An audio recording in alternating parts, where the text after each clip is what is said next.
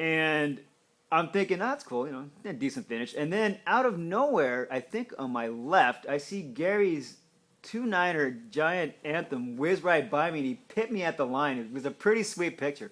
So it was a good day. Well, there's no way I was going to let you beat me to the line after that poor performance you put on earlier in the day. Undeserved. And then he goes out the next day and kicks some serious butt. It was pretty cool. All right. So, Gary, how'd you get into mountain biking? Well, it was a matter of looking for something to get fit with. I started out back in 2008, decided I wanted to get off the couch, become more active, eat better, and after hiking for a while, tried a little jogging. It didn't sit well with me.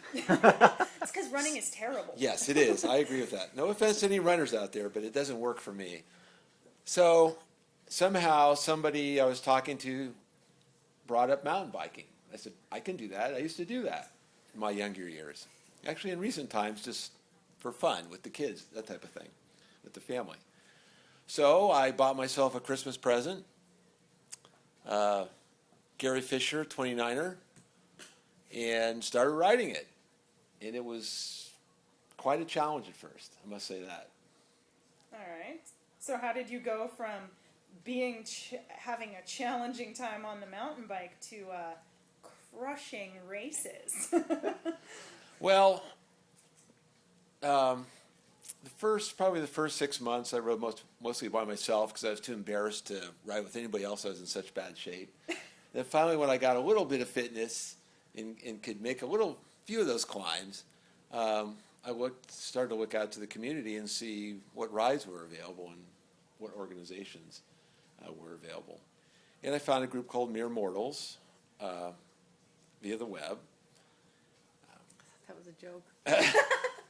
No, No, that was That's the name of the a real club. it's reality. Yeah, in fact, their motto was "Our fast is other people slow." Something like that, yeah. It's actually a pretty cool jersey. Anyway, it's a real nice social group of people, not into racing, and I wasn't into racing either at that time.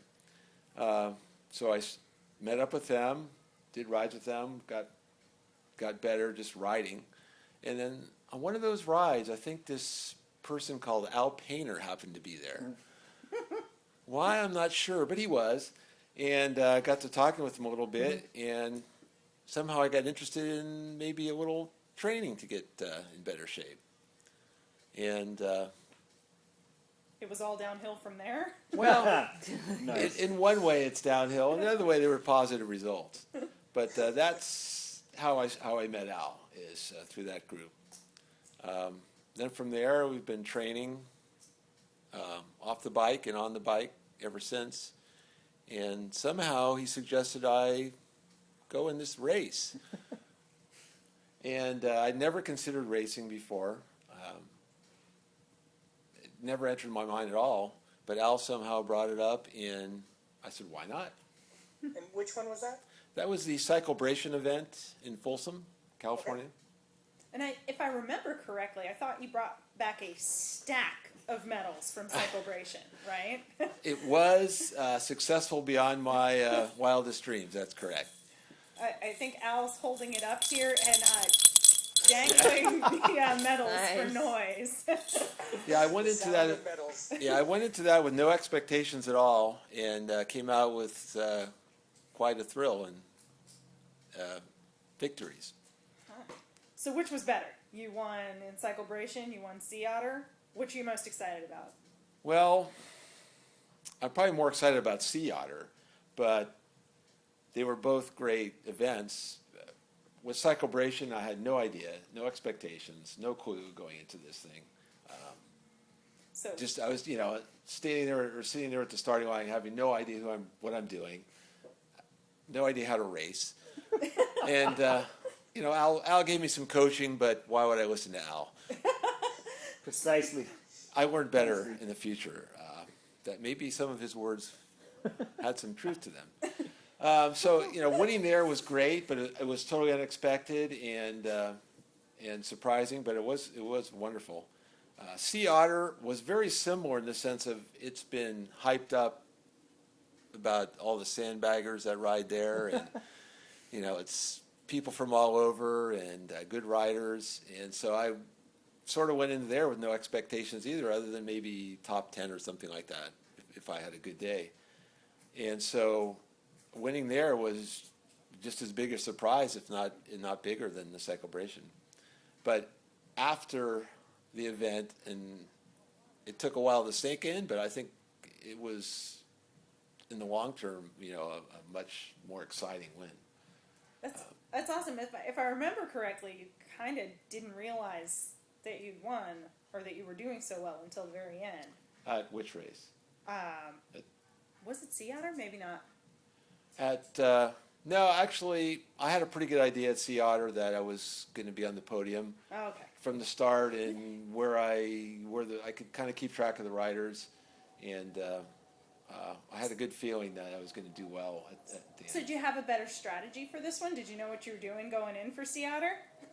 Much better strategy. I'd raced a few other races earlier in the year, and thanks to Al and some of his coaching and his ideas on racing, I sort of had a plan. And when you have a plan that works, it helps. The first Cyclebration, I had no clue, even though Al talked to me about it. It's different than experiencing it yourself and actually doing it. But yeah, I had more of an idea what to do, and So you feel like you had to kind of get one under your belt before Al's nonsense made any sense for you? well, I had some other races where I didn't do as well in between, and The therapy sessions we had here during your workouts, we put Yeah. the sky back in place. It was the wonderful. sky did fall that one day, yes. So I did learn from some other events, and after actually taking Al's advice to heart and applying it in a race, and it worked, you get confidence that way. Gotcha. So do you have advice for people who are thinking about getting into racing? My advice is just do it. Don't be intimidated. It's See, fun. I'm intimidated, so I'm not I buying was that. sort Tell of me. I was at first too, but it's just other people riding their bikes. At least in the mountain bike races I've been in. This is all mountain bike racing, in case people don't realize that. There's competition. People want to win, but I'm not riding at the pro level, so I don't know what the competition and how fierce that can be. But at the amateur level and the lower categories, or even at the mid categories, it's fun. And don't be afraid to try it, and don't be afraid of failure, because you might be surprised at what you get, how good you might be. Nice. Go in with no expectations. and Exactly. You're golden. And make sure you buy your teammates dinner, which Gary did the weekend of Cyclebration. We go to this Rayleigh's by Joe's mom's house where we were staying, and we load up these shopping carts for enough people to feed an army. And there's only, 4 of us? But we'd all been riding all day, and we were starving, and we all go up to put the food on the belt, and Gary tells us our money's no good. We're like, wait a minute. He won today, and he's buying us dinner? We thought, this is good. And it happened 2 more times. It was awesome. It's my payback for the support. So, on that note, we also are sitting with somebody who took a doubleheader sweep last weekend of 2 pretty difficult races. And the competition typically pretty fierce. So, Liza, which races did you do right? I think it was the Menlo Park and then Dumbarton Cup. How big were the fields, and give us some of the bigger names that were there, and how did you manage to get across the line before everybody else? Well, Menlo Park, actually, when I was listening to Gary, it was kind of the same. I thought maybe I'd have an expectation of a podium, but I went into that event, just to kind of use it as training, and there were 4 other teams that had at least 5 to 7 riders. Team Tibco was there, Webcor, Touchstone Women's Cycling, Vanderkitten Pro Cycling, Metriment, and each one of those teams have some pretty strong sprinters. So a lot of them would use their tactics, and they'd send a couple riders up the road, And there was one team that wasn't represented at one point, and they'd have to chase them down.